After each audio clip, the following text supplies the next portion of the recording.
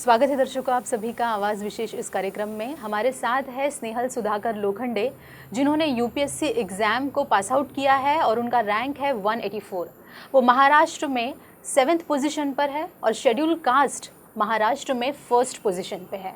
और civil services में किस तरह की उनकी चाह थी और ये एग्ज़ाम उन्होंने क्यों क्रैक किया, आइए उन्हीं से जानते हैं और उनका स्वागत करते हैं। स्नेहल, आपका स्वागत है हमारे स्टूडियो में। Thank you. स्नेहल, जैसे कि आपने यूपीएससी एग्ज़ाम को क्रैक किया है, 184 पोजीशन पे है आपने, वो रैंक पर है और महाराष्ट्र में 7th पोजीशन पे एंड शेड्यूल कास्ट में 1st पोजीशन पे। ये बहुत बड़ा अचीवमेंट है, बहुत बड़ी बात है।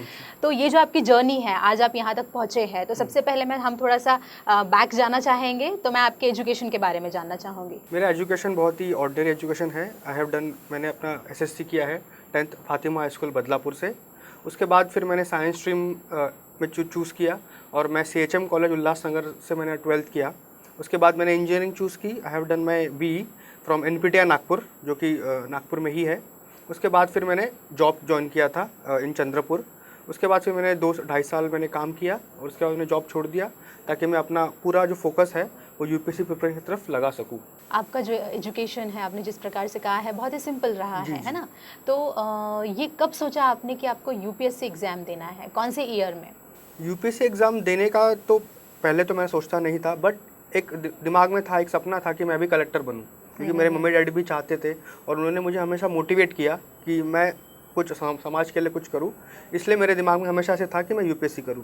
ग्रेजुएशन के बाद मैंने सोचा कि अब मुझे एग्ज़ाम देना चाहिए, तो मैंने एग्ज़ाम देना स्टार्ट किया और उस तरफ मेरा फोकस बढ़ा। उसके बाद मुझे लगा कि जॉब के साथ मैं प्रिपरेशन पूरी तरह से नहीं डेडिकेट कर पा रहा हूँ, इसलिए मैंने फिर अपना जॉब छोड़ के मैं पूरी तरह से यूपीएससी के प्रिपरेशन में लग गया। अच्छा, आपने पहले इंजीनियरिंग किया है, उसके बाद आपने जॉब किया है 2-2.5 साल, 2.5 साल, और फिर उसके बाद फाइनली आपने डिसाइड किया कि आपको यूपीएससी सिविल सर्विस की एग्ज़ाम देनी है पूरी तरह से। जी। तो फिर उसके बाद आपने किसी प्रकार की कोई क्लासेस लगाए थे? क्लासेस तो नहीं लगाई थी, बट दिल्ली में टेस्ट सीरीज़ बहुत ज़्यादा अवेलेबल थी, तो मैंने टेस्ट सीरीज़ की हेल्प ली थी for my preparation. But classes की ज़रूरत मुझे नहीं लगी, तो मैंने नहीं लगाए। जी, देखिए, इस बार 1099 लोगों ने यूपीएससी की एग्ज़ाम को पास आउट किया है और ये एग्ज़ाम बहुत ही टफ होती है, हर कोई कहता है। और जो इस एग्ज़ाम को क्रैक करता है वो बेहतरीन तरीके से जान सकते हैं कि वो एग्ज़ाम किस तरह से होती है। तो जैसा कि सब कहते हैं कि एग्ज़ाम टफ होती है, और आपने भी कहा कि आपने क्लासेस भी नहीं लगाए हैं, आपने सिर्फ टेस्ट सीरीज़ दी है, तो किस तरह की पूरी प्लानिंग थी आपकी? एग्ज़ाम टफ होने के बारे में मैं तो एग्री करूँगा, बिकॉज मुझे भी 3 साल लग गए एग्ज़ाम क्लियर करने में।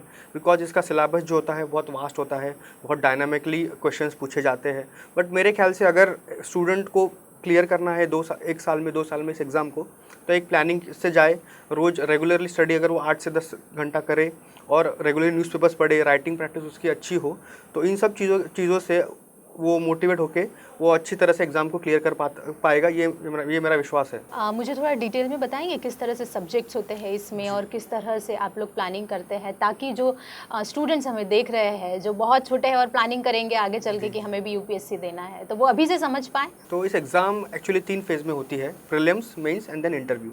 प्रीलिम्स में सिलेबस होता है जनरल स्टडीज़ का, जिसमें science, polity, economy, history, geography, ये सब सिलेबस होता है। और उसमें एक पेपर होता है CSAT, जिसमें एप्टीट्यूड आपका टेस्ट किया जाता है। तो इसके लिए प्रिपरेशन के लिए आपको बेसिक बुक्स पढ़ना बहुत ज़रूरी है। फॉर एग्जांपल, अगर आप हिस्ट्री या ज्योग्राफी पढ़ना चाहते हो तो NCERT की टेक्स्ट बुक्स आती है, वो बुक्स आप पढ़िए। पॉलिटी के लिए एक लक्ष्मीकांत करके एक बुक आती है टाटा मैग्रो हिल की, वो बुक आप पढ़िए। तो अगर आपका अपना बेसिक्स क्लियर कर ले तो आपका प्रीलिम्स बहुत आसानी से क्लियर हो जाएगा। उसके बाद आता है mains. Mains is the toughest part. उसमें 9 पेपर होते हैं, जिसमें से 4 पेपर जनरल स्टडीज़ के होते हैं, 2 ऑप्शनल के होते हैं और एक ऐसे होता है। तो इस चीज़ सबसे बड़ी ज़रूरत है मेंस क्लियर करने की, राइटिंग प्रैक्टिस। अगर आप रेगुलर रोज़ डेली 2 घंटा राइटिंग प्रैक्टिस करिए तो आपका मेंस क्लियर करने में बहुत आसानी हो जाती है। और उसके लिए बहुत वास्ट स्टडी करनी पड़ती है। न्यूज़पेपर रोज़ एटलीस्ट 2 न्यूज़पेपर्स पढ़ना बहुत ज़रूरी है। फिर जो आपके राइटिंग में आपके जो इम्प्रूवमेंट्स है उसकी बहुत ज़रूरत है। ऑप्शनल के लिए आपको एक पूरा सब्जेक्ट बहुत डिटेल में, बहुत डीप स्टडी करनी पड़ती है उसके लिए आपको किताबें जो होती है, बड़ी बड़ी किताबें, फॉर एग्जांपल मेरा पॉलिटिकल साइंस ऑप्शन था तो उसमें मुझे 3-4 किताबें जो थी बहुत बड़ी बड़ी, वो पढ़नी पड़ी थी। और ऐसे तो ऐसी चीज़ है कि जो हाईली सब्जेक्टिव है, उसमें आपको राइटिंग प्रैक्टिस की बहुत ज़्यादा ज़रूरत पड़ती है। तो ये चीज़ें मेंस के लिए इम्पॉर्टेंट है। इंटरव्यू में आपका खुद का करिश्मा है, आपका खुद का डायनामिक है। जिस तरह से आप इंटरव्यू दे सको जिस तरह से आपकी इंग्लिश हो, जिस तरह से आपका डायलॉग डिलीवरी हो, उस तरह से आपका इंटरव्यू अच्छा जाएगा।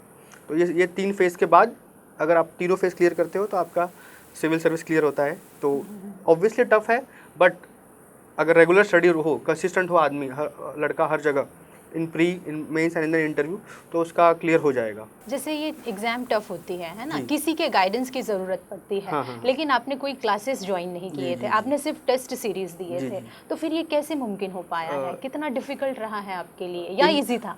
इनिशियली तो डिफ़िकल्ट था मेरे लिए, बट मैं दिल्ली में था तो मेरे बहुत सारे फ्रेंड्स थे, तो उनसे मैं गाइडेंस लेता था। कुछ काफ़ी मेरे जो दोस्त थे वो क्लियर कर चुके थे, तो उनसे मेरे को गाइडेंस का बहुत हेल्प हुआ।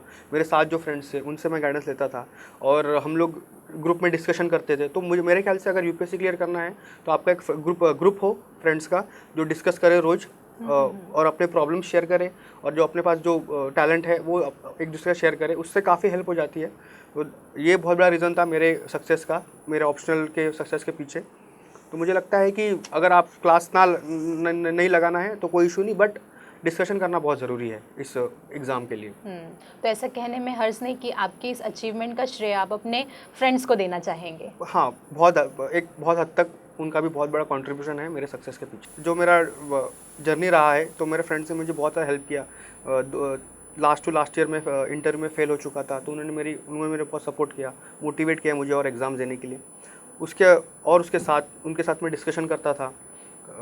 मेरे लाइब्रेरी में वो लोग आते थे और मेरे साथ हम लोग शेयर करते थे, अपना नॉलेज शेयर करते थे। तो इस तरीके से जो वहाँ पे मेरा ग्रुप बना हुआ था, उसने मेरे सक्सेस में बहुत ज़्यादा कंट्रीब्यूट किया है। फैमिली का किस तरह से योगदान रहा है? उन्होंने कैसा सपोर्ट किया है? किस तरह का गाइडेंस उनकी तरफ से मिला है आपको? फैमिली का तो पूरी तरह से सपोर्ट रहा है। मुझे लगता है कि आज अगर मेरे मम्मी डैडी ने सपोर्ट नहीं किया होता तो मैं आईएएस नहीं बन पाता। उनका financial support, physical support, emotional support, पूरी तरह से सपोर्ट किया है। 2 बार इंटरव्यू के बाद फेल होने के बाद भी उन्होंने मुझे बहुत सारा सपोर्ट किया, और मुझे किसी भी तरह का प्रेशराइज या स्ट्रेस नहीं दिया कि आप एग्ज़ाम मत दो या फिर अपने आगे लाइफ दूसरी स्टेज पे लाइफ ले जाओ, ऐसा कुछ नहीं बोला। उन्होंने मुझे पूरी तरह से सपोर्ट किया। जैसे बाबा साहब ने हमेशा से एजुकेशन को काफ़ी बढ़ावा दिया है, जी। तो आपकी इस अचीवमेंट के पीछे वो कहीं एक मोटिवेशन रहा है? बहुत बड़ा मोटिवेशन था डेफिनेटली। बाबा साहब की एक बात मुझे हमेशा से मोटिवेट करती आ रही है कि नॉलेज इज़ पावर। तो मैंने हमेशा से इस बात को बहुत ज़्यादा फोकस किया है कि मुझे भले ही मैं पास हूँ या फेल हूँ, बट मैं नॉलेज गेन करूँ, और उनकी ये बात हमेशा मुझे याद रहती थी। और आज इसका फल मुझे मिला है कि नॉलेज थी मेरे पास, उससे मेरे को आज आईएएस बनने का मौका मिला है। तो ये बहुत बड़ी बात थी। उनके बाबा साहब के जो लाइफ का जो स्ट्रगल है, उसने मुझे हमेशा से मोटिवेट करता रहा है। उनका जो अपने एजुकेशन का स्ट्रगल था, उनका पॉलिटिकल स्ट्रगल था, उनका इकोनॉमिक स्ट्रगल था, पूरी लाइफ में उन्होंने जो स्ट्रगल किया, उस स्ट्रगल ने मुझे हमेशा से ये रियलाइज़ कर रहा है कि अगर आप फेल भी हो तो भी you have to work hard and you have to get ahead. Overall आपने बहुत ही सिंपल तरीके से अपना प्रिपरेशन किया है और आप पास आउट हुए हैं बहुत ही अच्छी पोजीशन से। ये तो बहुत ही तारीफ़ काबिल है और बहुत अच्छी बात है। हमारी शुभकामनाएं आपके साथ में हैं। लेकिन जाते जाते आप स्टूडेंट्स को, पेरेंट्स को एक मैसेज दीजिए। तो सबसे पहले मैं सारे स्टूडेंट्स को ये कहना चाहूँगा कि आप अपने एम्बिशंस जो है, अपने जो गोल्स है, वो हमेशा हाई रखें, और लाइफ में कोई भी चीज़ आ जाए, कितने भी फेलियर्स आ जाए, अपने गोल से कभी मत डाइवर्ट होइए आप। और पेरेंट्स से मैं ये कहना चाहूँगा कि आप अपने बच्चों को सपोर्ट कीजिए जो वो करना चाहते हैं, भले वो कुछ भी करना चाहते हो, उनको पूरी तरह सपोर्ट कीजिए, और उस चीज़ में उनको मोटिवेट कीजिए जिस चीज़ में उनकी क्षमता है और उनका पोटेंशियल है। इसी तरह से आप अपने बच्चों को एक अच्छे फ्यूचर की राह पे ले जा सकते हैं, और स्टूडेंट्स को भी अच्छे एम्बिशंस और अच्छा आदमी बनने में हेल्प करेगा ये चीज़।